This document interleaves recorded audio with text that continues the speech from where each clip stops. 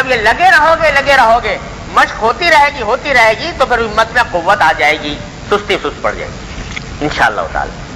تو اس کا حل صرف یہ ہے کہ آدمی اپنی ہمت کو کام میں لائے۔ اور دوسری بات یہ ہے کہ سستی کے مقابلے کے لیے کچھ تھوڑی سی تدبیریں بھی بزرگوں نے بتائی ہیں، ان کے کرنے سے ہمت میں قوت پیدا ہوتی ہے اور سستی کا کچھ نہ کچھ علاج ہو جاتا ہے۔ وہ کیا ہے کہ سستی کا ایک علاج یہ ہے کہ آدمی یہ تصور کرے، اس وقت کسی ایسی بات کا تصور کرے کہ جس سے وہ سستی دور ہو جائے۔ مثلا مثال دیتا ہوں، مثال کے طور پر نماز کا وقت ہوا، اذان ہوئی، جماعت کی طرف بلایا گیا اور طبیعت میں سستی آ گئی کہ بھئی نہیں جائیں، نماز کو نہ جائیں، سستی آ گئی، تو اس وقت یہ تصور کرے کہ آج تو اس وقت میں سستی کر رہا ہوں، لیکن اگر ٹھیک اسی وقت میرے پاس دعوت آ جائے کسی بڑے صاحب اقتدار کی، حاکم وقت مجھے بلائے کہ آؤ تمہیں انعام دیں گے، تو کیا پھر بھی میں سستی کروں گا؟ یہ سستی اس وقت آ رہی نماز کو جانے کے لیے۔ تو اگر مجھے اچانک فون آ جائے کہ جی صدر مملکت کا فون آیا ہے اور انہوں نے آپ کو ایک مربع الاٹ کرنا ہے زمین کا، آپ کو ملے گا، یا 1 لاکھ روپے آپ کو ملیں گے انعام کے طور پر، کیا پھر بھی سستی آئے گی؟ تو معلوم ہوا کہ یہ بے حقیقت ہے سستی جو میں کر رہا ہوں۔ تو جب ایک معمولی دنیا کے حاکم کی دعوت پر میری یہ سستی کافور ہو جائے گی تو وہ احکم الحاکمین جو بلا رہا ہے مجھے، حی علی الصلاح حی علی الفلاح، تو کیا اب بھی سستی کروں گا؟ ذرا تصور کرو، ایسا تصور کرو۔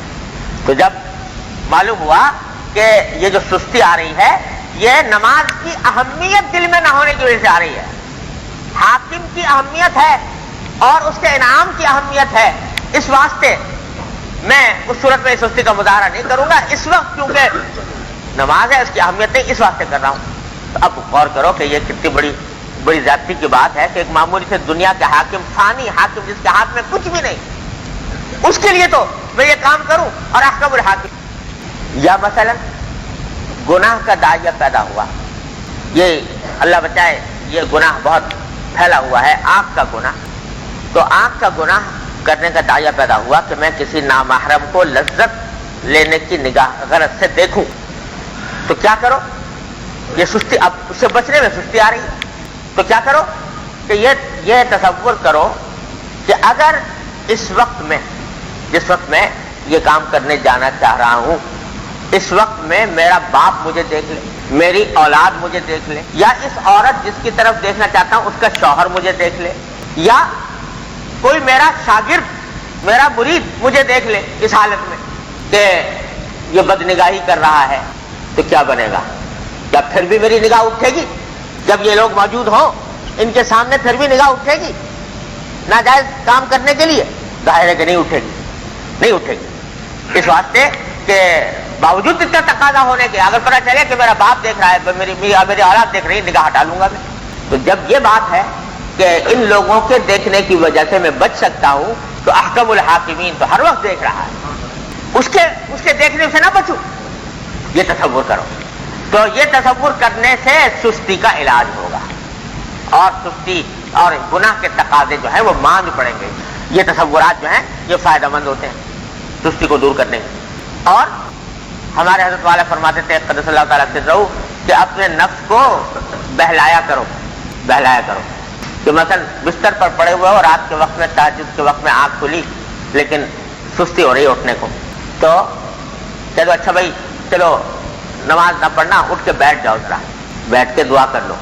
تو بیٹھ گئے، دعا کی، تو سوچا میں اٹھ تو گئے ہو یہاں پر، تو چلو اٹھ کے غسل خانے تک چلے جاؤ، فارغ ہو جاؤ اپنی ضروریات سے، پھر آ کے سو جانا۔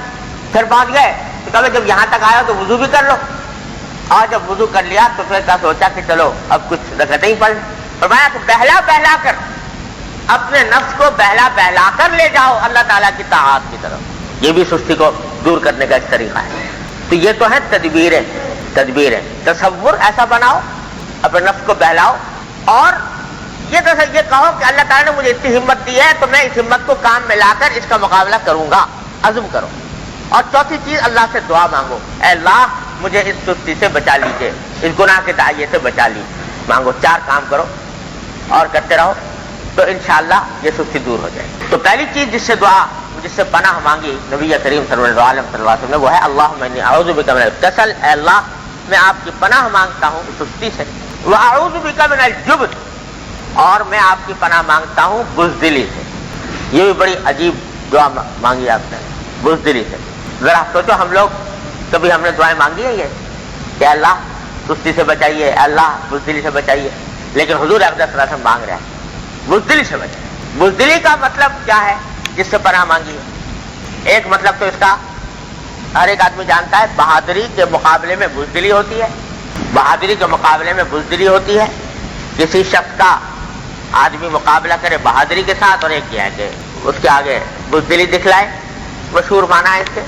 लेकिन शरीयत में जिस चीज को बुज़दिली कहा गया है और जो मज़मूम है जिससे पनाह मांगी गई है वो ये कि जिस जगह इंसान को ताकत दिखाने की जरूरत हो वहां वो ताकत न दिखे और दुम दबाकर वापस आ जाए, यह है बुज़दिली। मसलन एक दुश्मन है और वो मुसलमानों पर हमला आवर है, तो उसके मुकाबले पर ताकत दिखाने की जरूरत है। आदमी जो है वो सूरत में दुम दबाकर भाग आए तो ये बुज़दिली है। जहां पर शरीयत ने मुतालबा किया उससे कि तुम मुकाबला करो, वहां मुकाबला नहीं करता, भाग आया, ये बुज़दिली है। इसी तरह बुज़दिली ये भी है कि कहीं आपके ऊपर शरीयत ने वाजिब किया था कि हक बात कहें, लेकिन आपने ये सोचकर के ये हक बात अगर कहूंगा तो लोग बुरा मान जाएंगे और लोग जो है बुरा मानकर मुझे बुरा समझेंगे, इस वास्ते आपने वो हक बात नहीं कही, ये भी बुज़दिली। और इससे भी ये भी वो चीज जिससे पनाह मांगी नबी करीम सल्लल्लाहु अलैहि वसल्लम। इसी तरह एक आदमी है, उसके दिल में दाइया पैदा हुआ कि मैं कोई नेक काम करूं, लेकिन डर रहा है कि अगर मैं नेक काम करूंगा तो मेरे जो माशरे के लोग हैं, आसपास के लोग हैं, वो मेरे ऊपर नाम रखेंगे, मुझे मुल्ला कहेंगे, मुझे चिढ़ाएंगे, मुझे ताने देंगे। तो इन तानों से घबराकर आदमी वो नेक काम छोड़ देता है, ये भी बुज़दिली है। एक जैसे बहुत से लोग हैं जिनको दिल में दाइया पैदा होता है कि भाई हम सुन्नत के मुताबिक अपना हुलिया बनाएं, अपनी वज़ाक़ता सुन्नत के मुताबिक करें, हमारे चेहरे पर नबी करीम सल्लल्लाहु अलैहि वसल्लम की तरह दाढ़ी हो, हमारे का लिबास पोशाक जो है वो गैरों की तरह करना हो। दिल में ये ख्याल पैदा हुआ, दिल भी चाह रहा है, लेकिन इसलिए छोड़ रहा है कि अगर मैं ये काम कर लूंगा तो कोई कहता मुल्ला हो गया, कोई कहता वो रजत पसंद हो गया, कोई कहता है कि ये पीछे लौट गया, कोई मुझे ताने देगा, कोई मेरे ऊपर नाम रखेगा, लोग क्या कहेंगे। उन लोगों के डर से आदमी उस नेकी से महरूम हो रहा है। ये भी क्या है? बुज़दिली। ये सारी बुज़दिली की अक़साम है। तो नबी करीम सल्लल्लाहु अलैहि वसल्लम ने पनाह मांगी बुज़दिली से। तो ऐसे आदमी को जिसको इस किस्म के अंदेशे हों, यह खातून है, वो बेपर्दा है लेकिन दिल में दाइया पैदा हुआ कि मैं पर्दा कर लूं शरीयत के मुताबिक, लेकिन अंदेशा हो रहा है कि अगर मैं शरीयत के मुताबिक पर्दा करूंगी तो लोग, औरतें जो है मेरी हमजोलियां, मेरी सहेलियां, मेरे मिलने जुलने वालियां, वो मेरे ऊपर नाम रखेंगी, मुझे बुरा भला कहेंगी, तो उसकी वजह से तर्क कर रही है। ये क्या है? बुज़दिली। तो ऐसे लोगों को खास तौर पर ये चाहिए कि ये दुआ करें, अल्लाहुम्मा इन्नी अऊज़ु बिका मिनल जुब्न, ऐ अल्लाह मैं आपकी पनाह मांगता हूं बुज़दिली से। कोई भी ऐसा काम जो आपकी तरफ से मेरे लिए जरूरी हो, वो लोगों के डर से, लोगों के खौफ से, लोगों के एतराज़ात की वजह से मैं छोड़ने न पाऊं। अल्लाहुम्मा इन्नी अऊज़ु बिका मिनल जुब्न।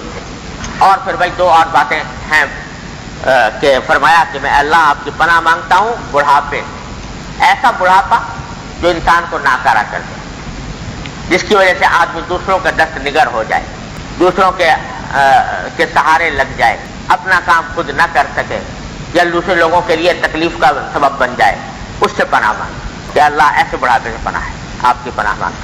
वह अऊज़ु बिका मिनल बुख़्ल, और बुख़्ल से पनाह मांगी कि अल्लाह मेरे माल का जहाँ खर्च करने की जरूरत है वहाँ खर्च करने से मेरे दिल में रुकावट पैदा ना हो और मैं उसको सही जगह पर खर्च करूँ। ये चार दुआएं हैं, चार चीजें हैं जिनसे नबी करीम सल्लल्लाहु अलैहि वसल्लम इस हदीस में पनाह मांगी है। अल्लाह तबारक व तआला अपने फज़ल व करम से रहमत से हम सबको भी अपनी पनाह अता फरमाए।